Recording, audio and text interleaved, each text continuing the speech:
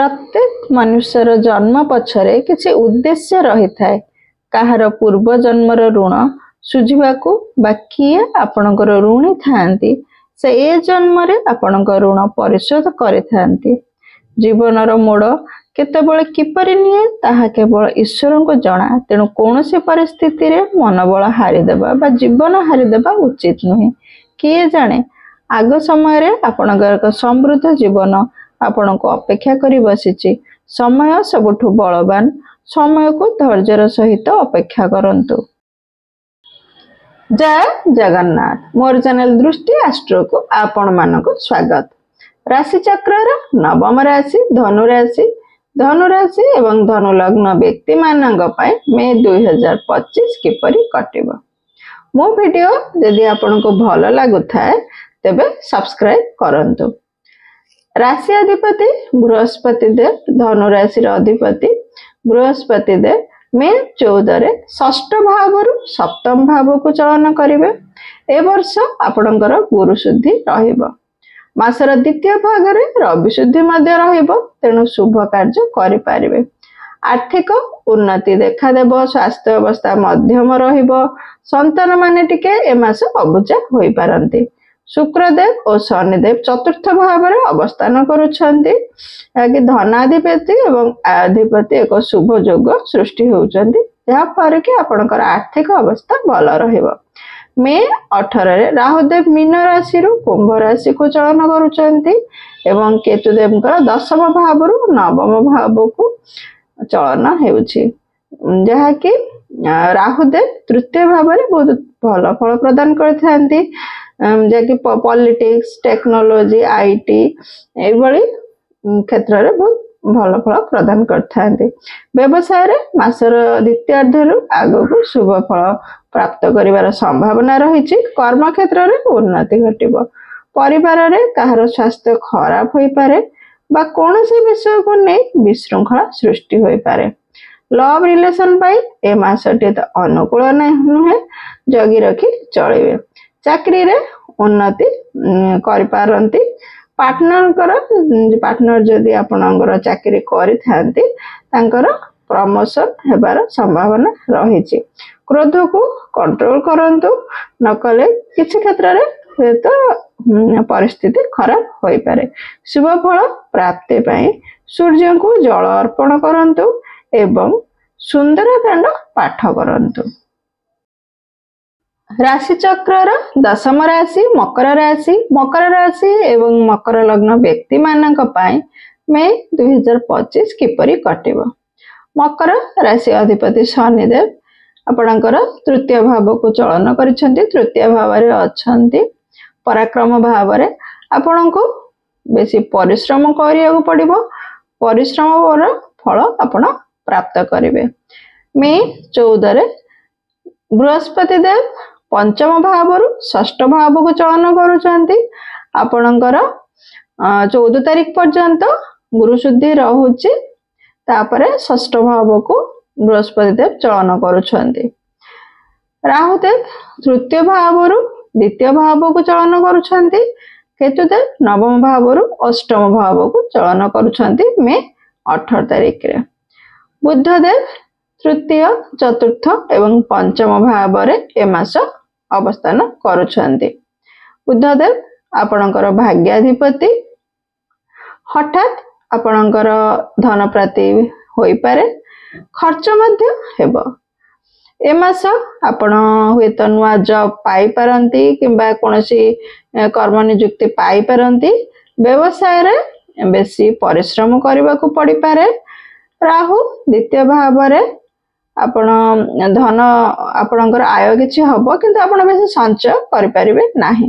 विद्यार्थी माने को परिश्रम करबा को पड़िबो। निजर आशा पूर्ण करबा पय बा लक्ष्य प्राप्ति पय अधिक परिश्रम करबा को पड़िबो। लव रिलेशन रे बुझापणार अभाव देखा दे पारे। मंगल आपणकर मंगल देव जेहेतु सप्तम भाव रे अछंती तेणु आपण टिके जानवाहन चलाचल सतर्कता अवलंबन करिवे। पार्टनर को सहित आपणकर बिजनेस पार्टनर हुअंतु किंबा आपण स्पाउस हुअन्तु सेमानक सहित कोनोसी कथा को नेकी जुक्ति तर्क हेई पारे।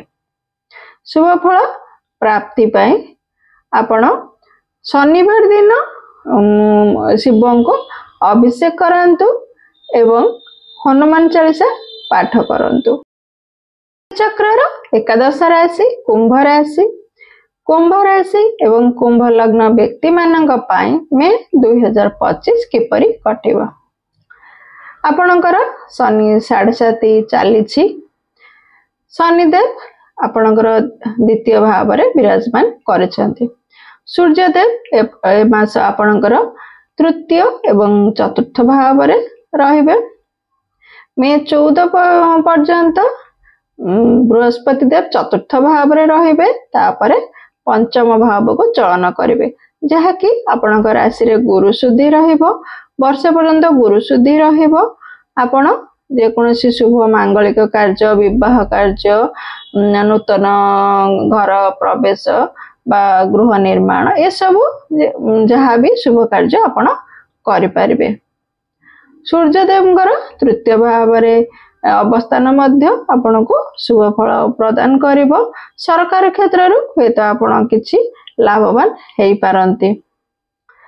स्वास्थ्य समस्या को टिके ध्यान देबे जेहेतु आपणकर शनि 7.5 चली तेणु से ध्यान देबे। कहा सहित शत्रुता होई पारे से प्रति टिके ध्यान देबे। व्यवसाय रे वृद्धि हेबार संभावना रही एवं चाकरी क्षेत्र रे मध्य उन्नति हेबार संभावना रही।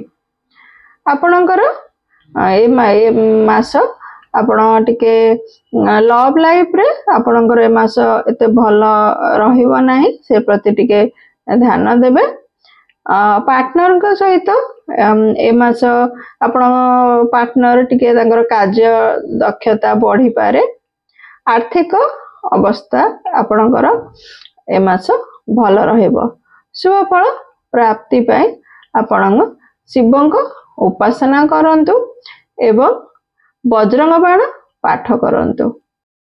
राशि चक्र द्वादश राशि मीन राशि। मीन राशि एवं मीन लग्न व्यक्ति मानक पाई मे 2025 किपरि कटिबो। राशि अधिपति बृहस्पति देव तृतीय भाव में अछंती मे 14 पर्यंत। तापरे चतुर्थ भाव को चलन करिवे। सूर्यदेव आपणकर द्वितीय एवं तृतीय भाव में ए मास रहिबे।